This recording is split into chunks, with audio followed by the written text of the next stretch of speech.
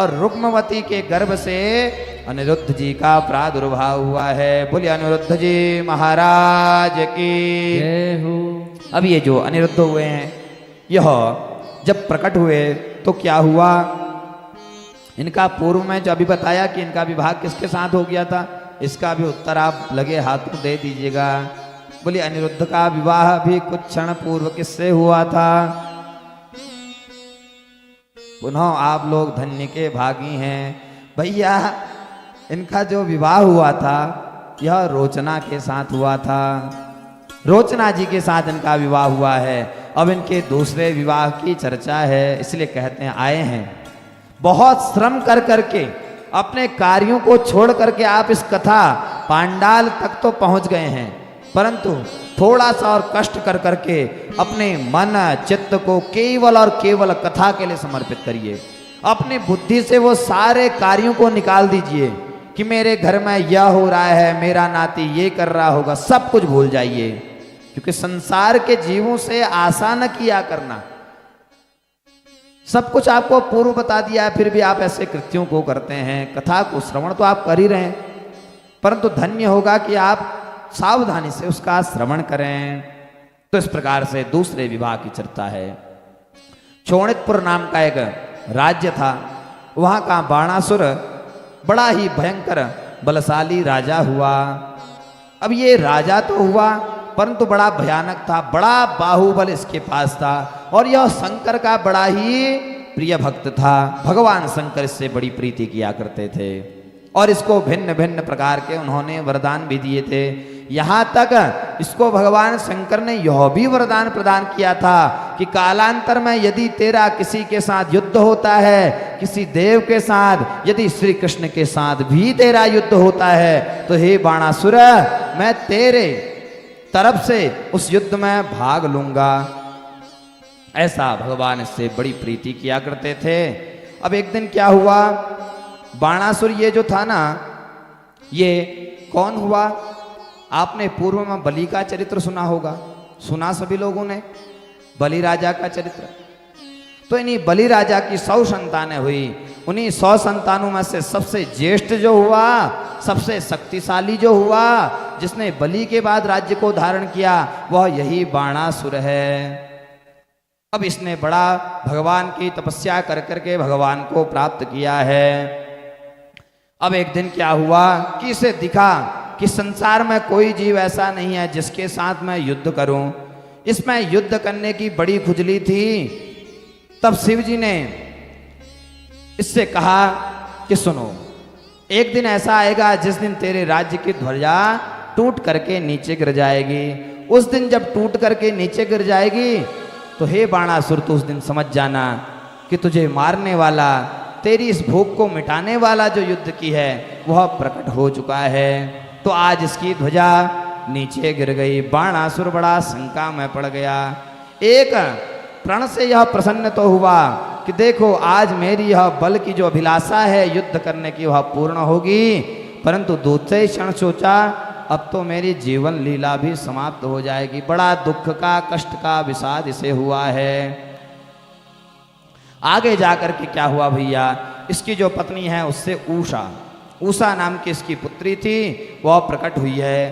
परंतु उस उषा को रात्रि में इतना भयानक स्वप्न हुआ कि उस स्वप्न में इन्हें अनिरुद्ध का दर्शन हुआ है। अब ये अनिरुद्ध थे, ये भगवान के ही सदृश थे। दिव्य इनका शोभा थी, दिव्य इनके केस थे, नेत्र भगवान श्री कृष्ण के सदृश, अधर ओष्ठ सभी भगवान के ही सदृश थे। इस उषा ने जब रात्रि के स्वप्न में उन अनिरुद्ध का दर्शन किया तो उन्हें पाने के इनके मन में लालसा जग गई।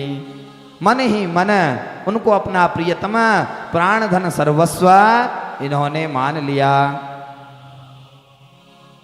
इनकी एक सखी थी जिनका नाम था चित्रलेखा, जो कि भैया इन्हीं के एक मंत्री थे कुंभांड, उनकी यह पुत्री थी। अब इस चित्रलेखा बड़ी दिव्य थी, बड़ी भयानक सिद्धियों को इसने धारण कर रखा था। और सबसे बड़ा तो इसका क्या था, गुण। आप इसके समक्ष जिस स्वरूप का वर्णन करते थे ये उसी प्रकार के स्वरूप को बना देती थी। चित्रलेखा ने भिन्न भिन्न उस समय के जो भी प्रतापी राजा थे सबका स्वरूप बनाते चली हुई गई। एक बनाती तो पूछती कि देवी, हे स्वामिनी, क्या यही वो ये वही है जिसका तुमने स्वप्न में दर्शन किया था? तो पहले स्वरूप को देख करके कहती कि नहीं, दूसरा बनाया फिर कहती नहीं, तीसरा बनाया फिर कहती नहीं। अब चित्रलेखा ने सोचा कि अब मैं किसका बनाऊं, तो उन्होंने सर्वप्रथम भगवान श्री कृष्ण का स्वरूप का वहां पर चित्रण किया है। उसको देख करके चित्रलेखा उषा बड़ी प्रसन्न हुई है। उषा कहती है कि ये तो नहीं है, क्योंकि पत्नी को अपने पति के विषय में सब कुछ पता होता है। तो कहती हैं कि वह तो नहीं है, परंतु थोड़ा सा इनमें कुछ और करो तो वह मेरे पति के ही स्वरूप के समान हो जाएंगे। पुनः स्वरूप को बनाया है, फिर प्रद्युम्न के समान वह स्वरूप हो गया, फिर बनाया तो अनिरुद्ध के समान हो गया है। उसको दर्शन पार करके उषा बड़ी प्रसन्न होती हैं। कहती हैं कि हे चित्रलेखा सखी, तुम बड़ी धन्य हो। देखो, तुमने मेरे मन में जो स्वरूप था ना, उसका चित्रण कर दिया है। कहो, मैं तुम्हें क्या दे सकती हूँ? कुछ दिया है। पुनः कहा है कि हे देवी सखी सुनो, तुम किसी प्रकार से यदि अनिरुद्ध को यहाँ ला सकती हो तो बड़ा अच्छा होएगा। तो भैया चित्रलेखा अपनी विद्या का प्रयोग कर करके अनिरुद्ध के पास गई हैं। अनिरुद्ध को ला करके उषा के समक्ष रखा है, और उषा को पा करके अनिरुद्ध और इन दोनों ने बड़ा प्रेम आपस में किया है। दोनों ने एक दूसरे को दिखा, देख करके दोनों ही उन नयन की जो बहती हुई गंग की धारा थी, उन दोनों नेत्रों में अनिरुद्ध उषा अनिरुद्ध के नेत्रों में समाहित हो गई हैं। ऐसा दिव्य इनकी झांकी थी। चित्रलेखा वहां से अंतर्ध्यान हो गई और बहुत लंबे समय तक ये दोनों महल के कक्ष में रह करके अपने जीवन को बिता रहे थे। एक दिन सेवक आया। सेवक ने कहा, बाणासुर से कि राजन, मुझे ऐसी प्रतीति हो रही है, मुझे कुछ ऐसी ध्वनियाँ देवी के कक्ष से आ रही हैं उषा के, मुझे लगता है कि वहाँ कोई न कोई तो है।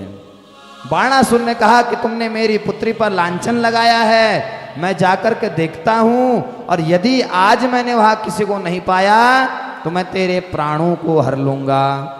अब वह पक्का था। उसने कहा कि ठीक है, मैं मानता हूँ, आप ऐसा ही कर लेना। बाणासुर गया है भैया। अनिरुद्ध पा करके उस कक्ष में बड़ा क्रोधित हुआ है। क्रोधित होकर के बड़ा भयानक युद्ध हुआ। युद्ध में अनिरुद्ध हार गए। हार करके कारागृह में उनको इन्होंने बंदी बना करके रखा है। भगवान श्री कृष्ण द्वारिका में बैठे हुए देख रहे हैं कि देखो 6 महीने बीत गया। प्रद्युम्न आए हैं, रुक्मणी आई हैं कि देखो हमारा नाती कहाँ चला गया, हे केशव उसको ढूंढने का कोई प्रयत्न करो।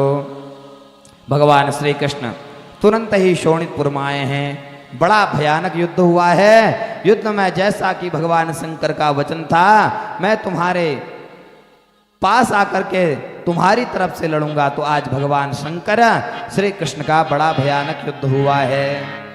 युद्ध में भैया भगवान श्री कृष्ण शंकर से निवेदन करते हैं।